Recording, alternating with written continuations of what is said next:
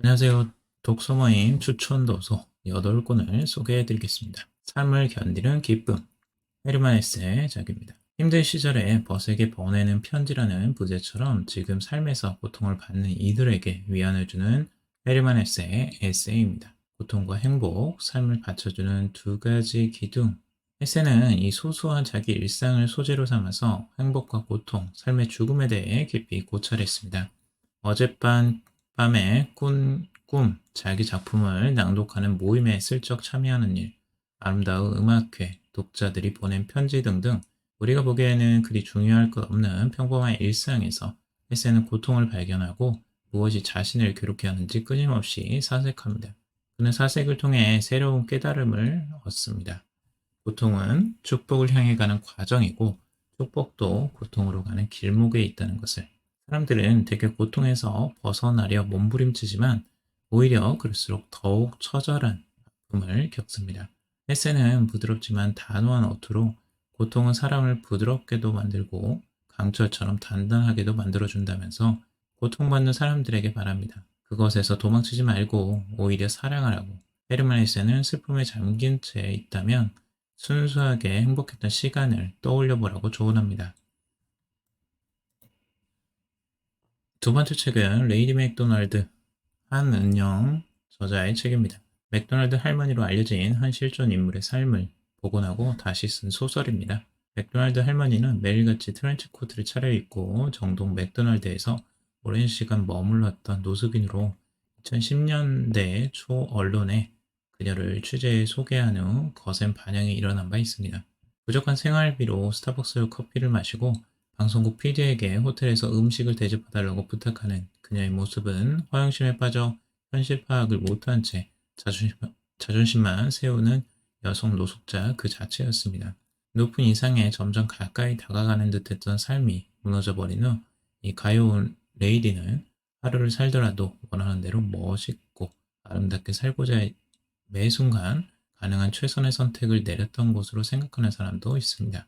그렇게 버티며 곧 예전의 삶으로 되돌아갈 수 있으리란 희망을 붙드는 것만이 그녀의 생존 방식이었을까요?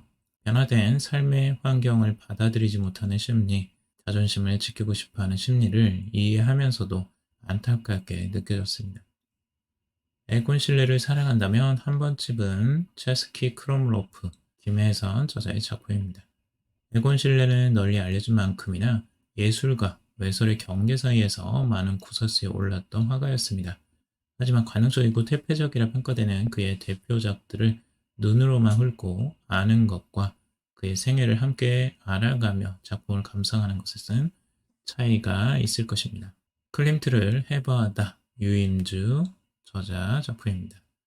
클림트를 해부하다는 이 화려한 화풍과 도발적인 시도로 전 세계인의 사랑을 받은 화가 구스타프 클림프의 작품에 숨겨진 생물학적 도상, 즉 클림트 코드를 발견하는 책으로 인간의 탄생부터 성장, 노화, 죽음까지의 이야기를 과학과 예술의 흥미로운 만남 속에서 풀어냅니다.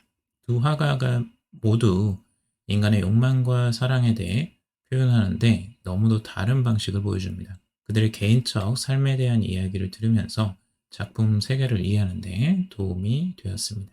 모래알 만한 진실이라도 박완서 그 많은 싱아는 누가 다 먹었을까? 나무, 엄마의 말뚝 등 쉼없이 작품 활동을 하며 일상의 아름다움과 따뜻한 인간성을 노래했던 이 박완서의 삶은 결코 녹록하지 않았습니다.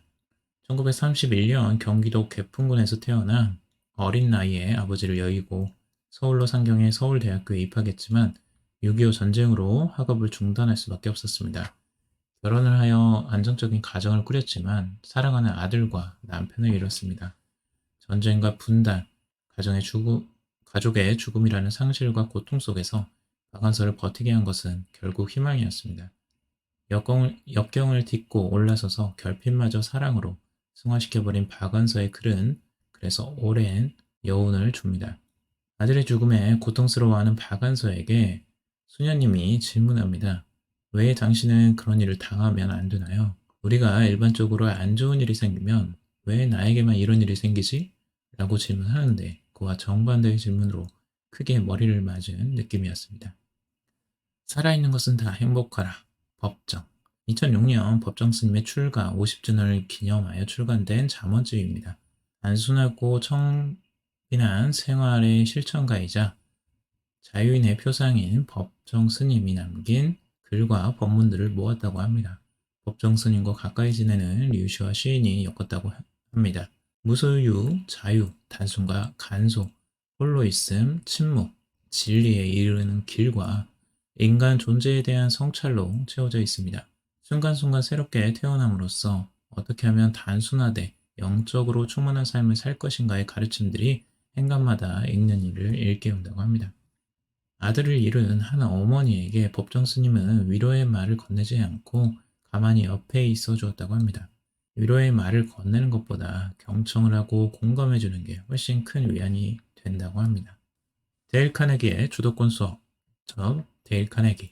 데일 카네기 연구소 110주년 기념으로 탄생한 이 책은 이 데일 카네기 현 CEO인 조 하트와 데일 카네기 손자인 마이클 크롬이 머리를 맞대고 데일 카네기의 가르침을 현대적으로 재해석해 일과 인간관계의 인사이트를 전한다고 합니다. 책 내용 중에서 마인드셋과 루틴의 중요성을 이야기해 줍니다. 또한 자기 효능감과 자기 가치감에 대해서도 설명을 해줍니다. 자기 가치감은 자신에게 친절하게 대하는 것을 말한다고 합니다. 최근 관심을 받고 있는 자기 효능감과 자기 가치감 등이 이미 데일 카네기 시절에 연구되어 왔다는 게 신기했습니다. 긴 밤, 루리. 이 책은 지구상의 마지막 하나가 된 흰바위 코뿔소 노든과 버려진 알에서 태어난 어린 펭귄이 수없이 긴 밤을 함께하며 바다를 찾아가는 이야기입니다.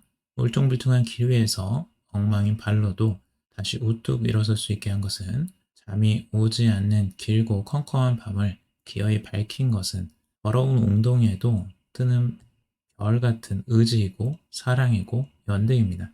코뿔소, 코끼리, 펭귄 등의 주인공들이 서로 연대하고 사랑하는 모습은 우리 인간들이 어떻게 관계를 맺고 살아가야 하는지를 보여주는 듯 했습니다. 마음이 따뜻해지는 감동적인 이야기였습니다. 이상 8권의 도서를 추천드리며 마치겠습니다. 들어주셔서 감사합니다.